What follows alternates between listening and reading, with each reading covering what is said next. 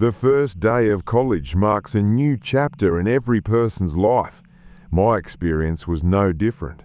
When I first set foot in this 100-year-old hostel building in the suburbs of Sydney, I was filled with a strange sense of excitement. After crossing the main gate and the lawn, when I stood in front of the dormitory room allotted to me, the surroundings felt eerily silent. Written on a copper plate on the door was room number 313. After entering, I first met my roommate, John. John looked like an ordinary guy with a slim build and thick-framed glasses, but from the very first day, I noticed a deep and unsettling silence within him. He wouldn't talk much. Whenever I'd try to strike up a conversation, he would give a one-word answer and turn away. The strangest thing was his sleep routine. Exactly at 9 o'clock, he'd turn off all the lights in the room, pull the heavy black curtains over the windows, and lie down on his bed. At night, when the sounds of chatter and laughter could be heard from all the other rooms in the hostel, our room, number 313, would remain as still as a dark grave. As days passed, John's behaviour began to become even more mysterious. I noticed that whenever I returned to the room after classes, the position of my reading table, books and personal backpack would be slightly shifted. At first I thought maybe it was the draft from the fan or my own mistake, but one afternoon I returned to the room earlier than usual from the library. As I carefully unlocked the door and stepped inside, my eyes widened in shock. I saw John with his hand inside my wardrobe, examining my clothes very intently. The moment he saw me, he pulled his hand away in a jerk and with a completely normal tone and no guilt at all, said he was looking for his pen. Looking at the blank, expressionless gaze of John, a cold current of terror ran down my spine for the first day that day. In my own room, I began to feel like a trapped prisoner. It always felt like someone was observing my every movement from a hidden spot with a sharp gaze. If you're still listening, hit that subscribe button and stay tuned. The next part of the story holds an even deeper mystery. The real terror began exactly the next week. That night, I was a bit late returning to the room after having dinner at the mess.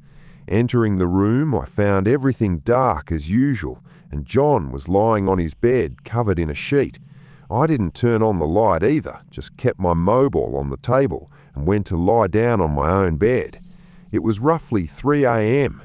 In the pin-drop silence of the surroundings, suddenly a flash of intense light hit my eyes, exactly like someone flashing a camera from very close range in pitch blackness. I sat up on the bed with a start. My heart was pounding like a blacksmith's bellows. But looking towards the room, I saw it was pitch black. I looked towards John's bed. He was still lying perfectly still, as if nothing had happened. I thought maybe the light of a car's headlight had fallen from the other side of the window, but the suspicion inside my mind wouldn't leave me at all. The next afternoon, when John went to the bathroom, I couldn't hold back my curiosity any longer. I went straight to his study table where his personal laptop was still on. As I moved the mouse, a hidden folder opened on the screen, and what was inside that folder I was mentally not prepared to see at all. The name of the laptop folder was the first letter of my own name. Hundreds of image files were filed there. I started opening them one by one, trembling. Each photo was of me while sleeping. In some photos I was sleeping turned to the right, in some my mouth was open. Even close-up photos of the items inside my backpack from the last few days were kept there. The most terrifying was the photo last night. In the photo, my eyes are closed, and in the corner of the picture, a shadow of a hand can be seen, which was John's hand. Every night he would come right up to my bed and take photos of my sleeping face without me knowing. I didn't need to understand anymore that I was living in the same room with a dangerous psychopath. I immediately took my phone and recorded a video of his laptop screen, then went to the hostel supervisor's office and submitted all the evidence. The supervisor's brow frowned. He immediately called John's father and issued a notice to permanently suspend John from the hostel. However, due to some official paperwork, the supervisor told me, "Liam, you have to suffer and spend this one last night in that room. Tomorrow morning we'll take John's luggage out." That last night was the longest and most terrifying night of my life. I'd made myself a promise that I would not close my eyes for even a second tonight. Lying on my bed, staring into the darkness, I remained alert like a forest animal. The deeper the night grew, the more the cold inside the room seemed to increase.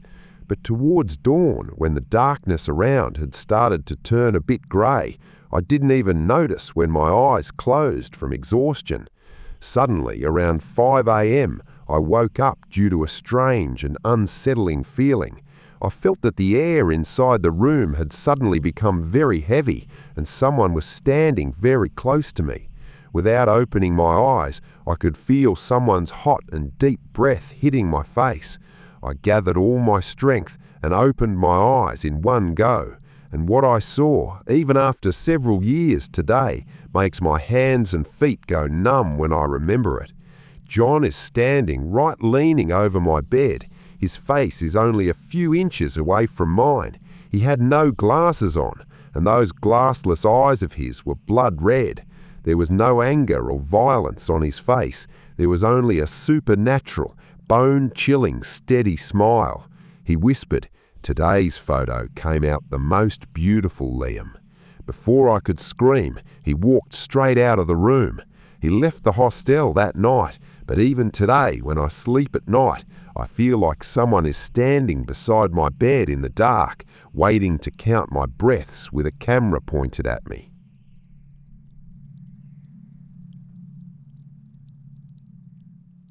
Story 2. My name is Ethan.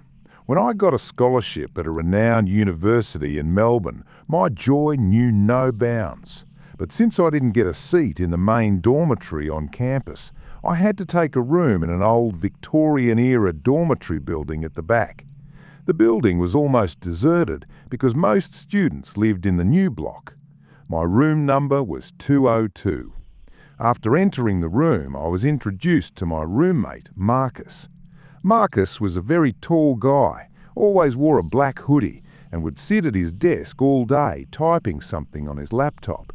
Except for the constant click-clack sound of his keyboard, there was no other noise in our room. He never went to eat in the hostel dining hall. He would bring his own food into the room. At first, I thought he was busy with some big coding project or studies, so I didn't disturb him much. But within a few days, some strange habits of Marcus started to come to my attention. I noticed Marcus never spoke looking directly at me. Whenever he spoke to me, his eyes would be on the floor or over my shoulder. And the most mysterious thing was his curiosity about my personal belongings. Every day before going to class in the morning, the way I would arrange my diary and pens on the reading table, in the afternoon I would return to see that their positions had shifted, even if only slightly. One day I had stuck a small thread inside my drawer to test if anyone opened it. Returning in the afternoon, I saw the thread lying on the floor. My heart shrank with an unknown apprehension. Why does Marcus examine my belongings so perfectly in my absence? Is he a thief, or is his purpose much deeper and darker? If you're still listening, hit that subscribe button and stay tuned. The next part of the story holds an even deeper mystery. I got the answer to that suspicion on one extremely terrifying night. There was a massive storm and rain outside that day. The power supply for the entire dormitory building had cut down.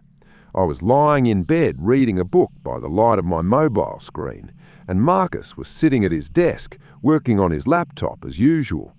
His laptop had backup power, so a bluish light from the screen was reflecting on the walls of the room. Suddenly, due to an intense gust of wind, the reflection of the laptop screen on the room's mirror caught my eye. Out of curiosity, I looked towards the mirror, and what I saw, all the saliva inside my mouth seemed to dry up in a second. There was no coding or game page open on Marcus's laptop. A live CCTV camera footage was blinking there, and the angle of that CCTV camera was not anywhere else. It was pointed directly at my bed from a secret lens inside the ceiling fan of our room. It was clearly visible on the screen. I am lying on the bed and looking at my mobile. I realized that this quiet boy named Marcus was actually a complete psychopath. He had hidden cameras all over the room to destroy the privacy of every moment of mine. I got up from the bed in a jerk out of fear, but keeping myself calm somehow, I pretended to be normal. I told Marcus I'm going downstairs for a bit to get some water from the lobby. Marcus nodded slightly without turning his head. As soon as I left the room, I didn't go towards the lobby for another second. I ran straight into the storm and appeared at the campus main security office. The chief officer there didn't want to believe me at first when he heard my story, but when I showed him the reasons of my suspicion, he raided our room 202 at midnight with 4 guards. The security guards entered the room and caught Marcus red-handed with his laptop. A micro-lens camera was recovered from inside the fan. Marcus was handed to the police that night. But the real bone-chilling twist of this story was known the next morning. I had been summoned to the police station to sign some legal papers. There, the investigating officer of the case played a file recovered from Marcus's laptop for me. It was an audio recording file. When the officer pressed the play button, a familiar voice drifted from the speaker amidst the sounds of crickets deep in the night. It was Marcus's voice. He was whispering, "It is 2:10 a.m. Ethan is fast asleep now. I'm going under his bed now." In the recording, the sound of cloth rubbing and someone crawling on the floor to go under my bed was clearly audible. Then Marcus's distorted voice was heard again. I'm lying right under him. Even today, he hasn't noticed that I stay this close to him. The police officer told me that for the last month, every night after I fell asleep, Marcus would come and lie under my bed and record the sound of my breathing. I left that room in the dormitory forever that day. But even today, when I go to a new hotel room or a new flat, I checked under the bed with a light at least 10 times before sleeping, because I know the biggest devils of this world do not come in the form of invisible spirits. They come in the guise of a quiet roommate. Friends, how did you like these 2 bone-chilling psychological horror stories of dormitory life? If the person you're sleeping under the same roof with, thinking of as a friend or roommate, turns out to be the cause of the biggest mental terror of your life, then how will your feelings be? Have you ever had to face such a mysterious person in your college or hostel life? You must let us know your experience in the comments. Don't forget to share the video with your friends if you liked it. Thank you all so much for watching until the end. Inshallah, we will see you again in the next mystery. Stay with us by subscribing.